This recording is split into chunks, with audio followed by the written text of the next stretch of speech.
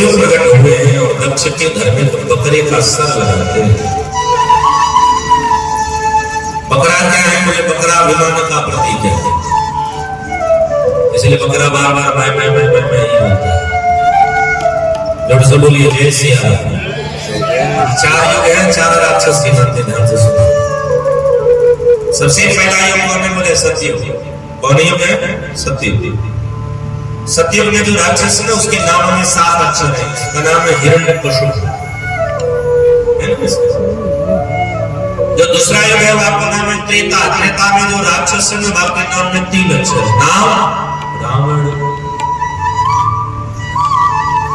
दूसरा जो युग है ना, तीसरा जो युग है आपका नाम है द्वापर। द्वापर का जो राक्षस है आपके नाम में 2 अक्षर है। कंस। अभी जिसमें हम बैठे हैं आपको नाम है कलयुग, और कलयुग में जो राक्षस है आपके नाम में 1 अक्षर है। क्या बोले? मैं। ये मैं ही राक्षस है। इसलिए कबीरदास जी महाराज ने कहा, मैं मता मन माजरे नाना कर पेश, तब सुख पावे सुंदरी ब्रह्मांचल कैसी। भैया मैं किसी राक्षस से कम नहीं है। बार बार जो कहे मैं समझ रहा हूँ राक्षस है, या तो रावण का भाई होगा, या तो कंस का भाई होगा, या तो हिरण्यकशिपु का भाई होगा, उसी श्रेणी का होगा। इसलिए मैं को छोड़ो, मैं बोलो नेह नाते राम से जोड़ो। जब मैं बोलेगा नेह नाते राम से जुड़ेगा तब जीवन में भक्ति सुधारस का आनंद आएगा। दक्ष के सर में भगवान, घर में भगवान बकरे का सर जोड़ते हैं। और वही हमारी सती मैया, क्योंकि सती मरत हर संग घर मांगा, जन्म जन्म शिव पद अनुरागा। वही सती पार्वती भई है, और भगवती पार्वती मैया का प्यार भगवान भूतेश भोलेनाथ जी के साथ हुआ है। तो चलो, हम चूंकि भागवत में यहाँ नहीं है, लेकिन बस विवाह एक ही छंद हमको गाएंगे, क्योंकि आगे हमको बड़ी कथा करनी है। हमारे साथ आओ, चलो बाबा के साथ हम उनके द्वारा चर्चा। साथी चले अचानक शंकर,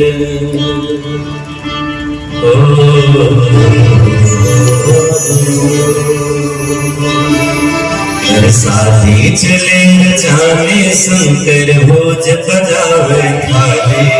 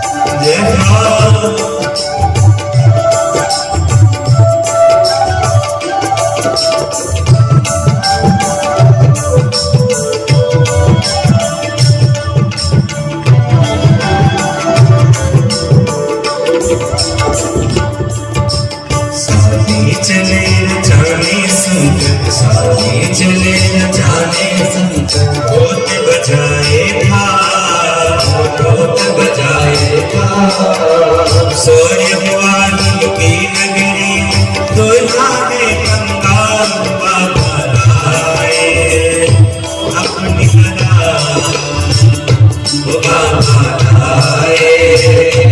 अपनी बारात।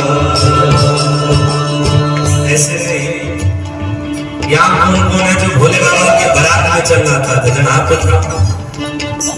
दुनिया वाले को बारात में तो हम नाचते हैं, बाबा के बारात में कहीं नहीं नाचे थे। आप जय हो।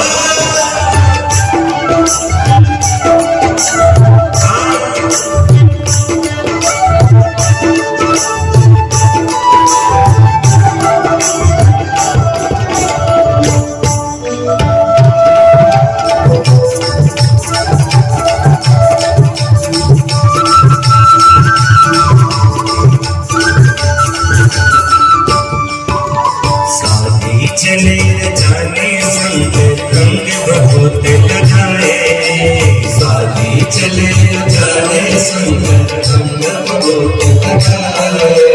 भूत प्रेत सब मिलजुल कर दुल्हा को सजाए, भूत प्रेत सब मिलजुल कर दुल्हा को सजाए। और कैसे दिया? कोई ये ताले दे दे आज, कोई ये ताले कोई ढोल बजाए, कोई गाली दे दे नाचे, कोई ढोल बजाए। सूर्य हुआ की नगरी में दुल्हा में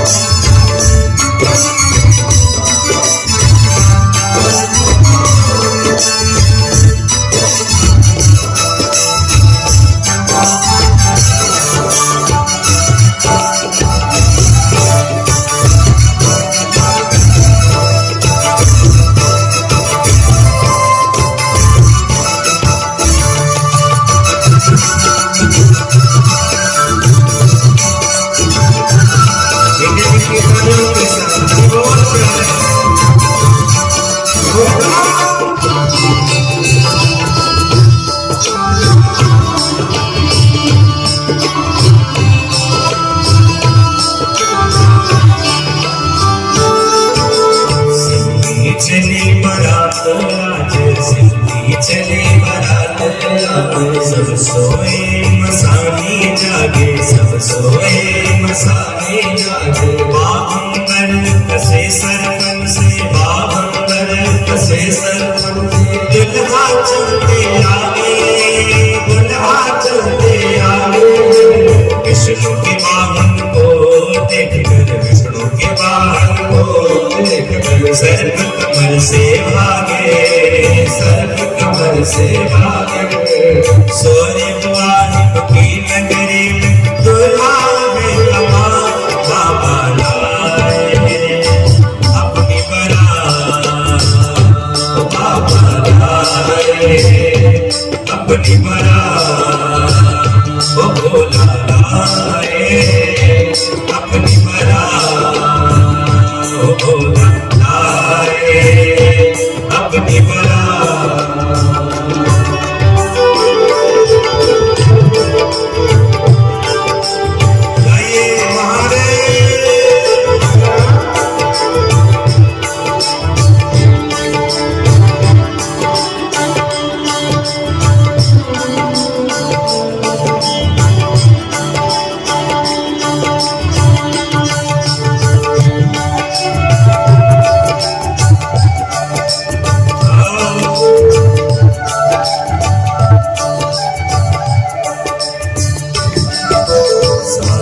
चले जाने शंकर, शादी चले जाने शंकर। भूत बजाए था, भूत बजाए था।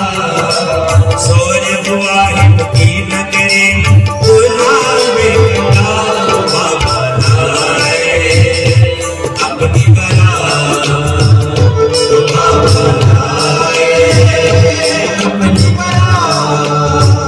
ओ शिव जी लाए अपनी बारात, ओ शिव जी लाए अपनी बारात। चले रचाने शंकर, सब गाइए हमारे साथ। साथी चले रचाने शंकर, भूत बजाए सोए हुआ हिम की नगरी में, अरे सोए हुआ हिम की नगरी में, दूल्हा है कंगाल शिव जी आए अपनी बारात। अच्छा बारात जाते तो नौनिया बड़ी तेज होती है, क्या नाव नहीं है नाव, दादा दादी अभी तो क्षमा कर, नौनिया बड़ी तेज होती है, दुल्हा के पीछे पीछे नौनिया गई, बोले महाराज आप हमको कुछ न्यौछावरी दे दीजिए। भोला बाबा बोले ने कहा हम कंगाल है तो तुमको कहा न्यौछावरी, फटे हाल का तुमको दे दे। नौनिया ने कहा जब तक तुम न्यौछावरी नहीं दोगे तब तक हम तुम्हारे ब्याह नहीं देंगे। भोलेनाथ जी ने कहा तो न्यौछावरी हमारे पास बढ़िया रहती क्या, साफन से जो मैया को न्यौछावरी देते, और जैसे साफन ने फुटकार मारी नौनिया 4 कोस दूर भागी और वही से चिल्लाने लगी। हमारे लोगों ने कहा आओ हम सब जाते, अरे बाप रे बाप, अरे बाप रे बाप रे बाप, आओ इसमें दुल्हा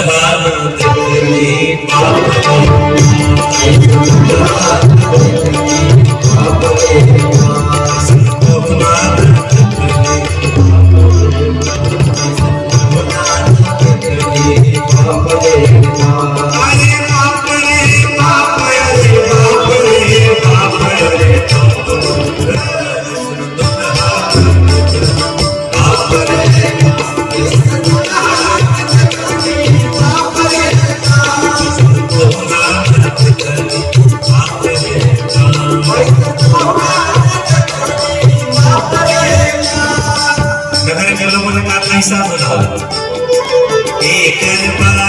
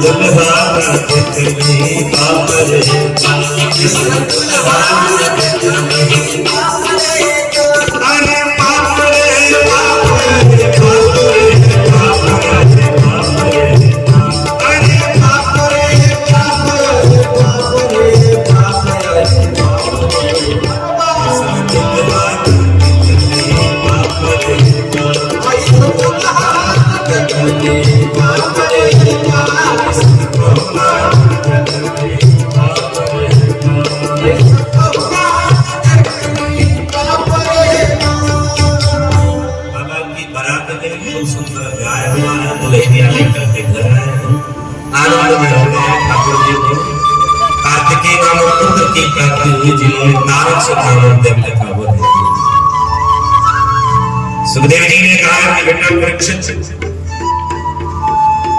प्रियव्रतो तानपादो सतोपादविंशतो वासुदेव श्रुतलया वृक्षयाम जगतश्रुतो। सुखदेव जी ने कहा कि बेटा महाराज मनु की 3 कन्याओं की इस प्रकार की कथा है।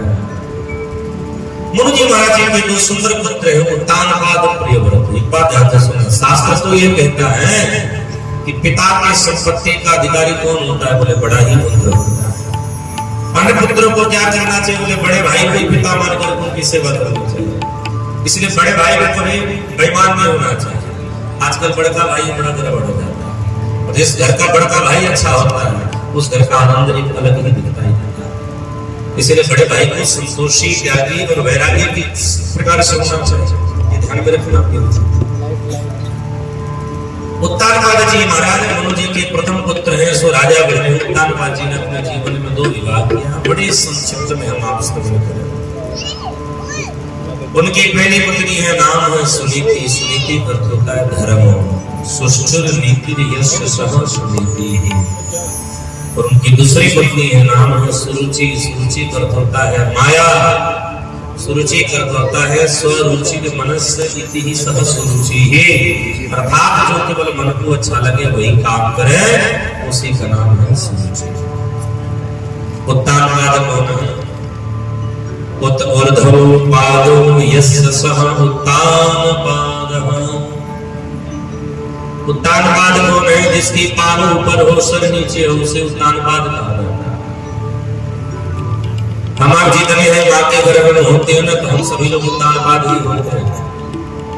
इसलिए माँ के गर्भ में हमारा पांव ऊपर होता है, सर नीचे होता है। जहां धर्म होगा वहां ब्रह्म आएंगे। तो सुनीति के गर्भ से ब्रह्म स्वरूप में श्रीमान ध्रुव जी महाराज जी का आगमन हुआ है। और जहां माया होगी वहां पर क्या आएगा? बोले वहां अंधेरा छाएगा। इसलिए सुरुचि के गर्भ से जो बालक है, नाम तो उत्तम है, लेकिन यहाँ उत्तम अर्थ होता है अंधेरा।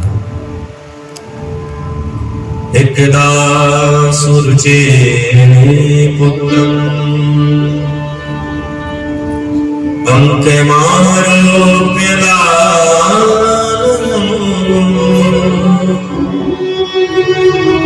उत्तमं नाम वृक्षं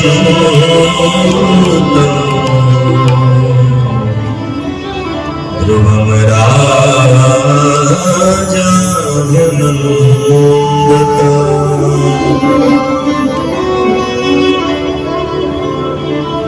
नभस्य नृपतेर्दृष्ट्यं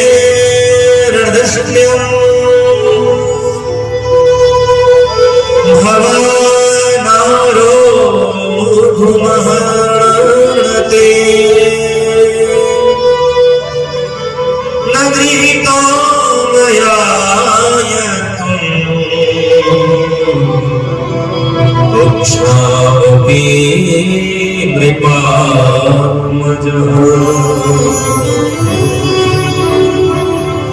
सुग्रीव जी ने कहा कि बार की बात है, उत्तानपाद जी महाराज